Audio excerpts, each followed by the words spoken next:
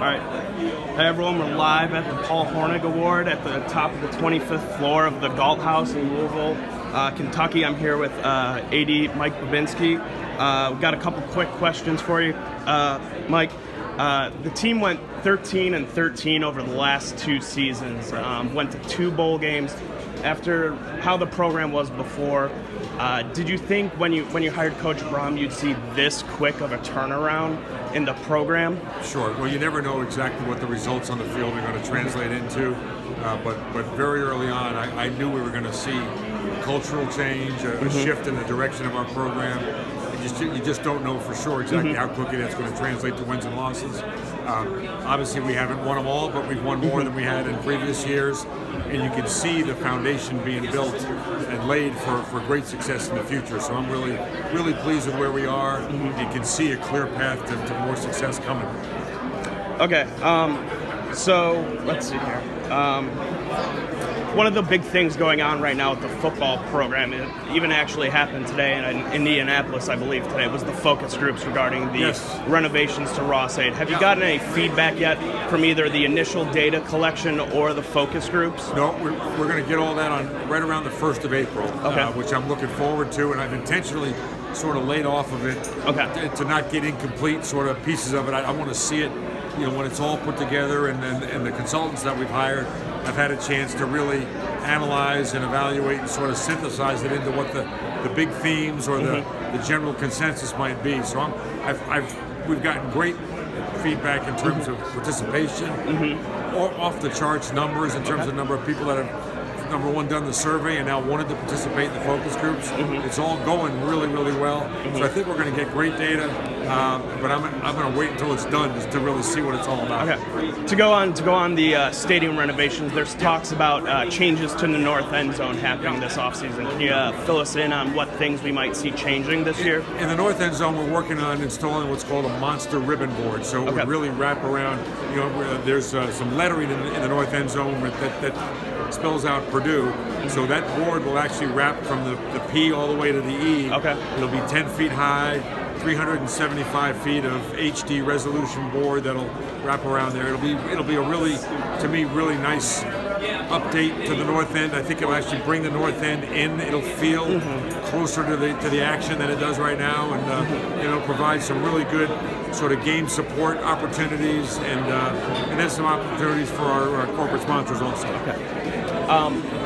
So back to Rondale Moore, kind of the reason we're all here tonight. Absolutely. So one of the questions I'm going to ask anyone really that I can is, so the Paul Hornung Award is awarded to the most versatile and high-level player in all of college football. Yeah. Is there a play in your head that sticks out of all the rest that is like, that is this award? I mean, there are so many that over the course of the year, when you look at the clips of Rondale's highlights from his first year, I mean, it's one after the other after the other. I think the one that probably gets the most play is against Ohio State, when he took on that defensive back who's a really big and talented guy. And kind of shoved him back a few yards, almost went to the ground, and then not only did he get to the end zone, but he made a really subtle but quick cut at the end there to sort of avoid the last two defenders. I mean, it just showed his power, his speed, his instincts, his feel for the game, and that summed up about the whole thing for me. The rest of the world and the country kind of first heard about Rondale at the Northwestern game. Absolutely. Was there a point before the season started, maybe during fall practices leading up to the season, that Coach Brom was like, "Hey, we got something special here"? Maybe. No, we without a doubt. Again, until the lights are on and you're playing against somebody else, you can't ever be certain.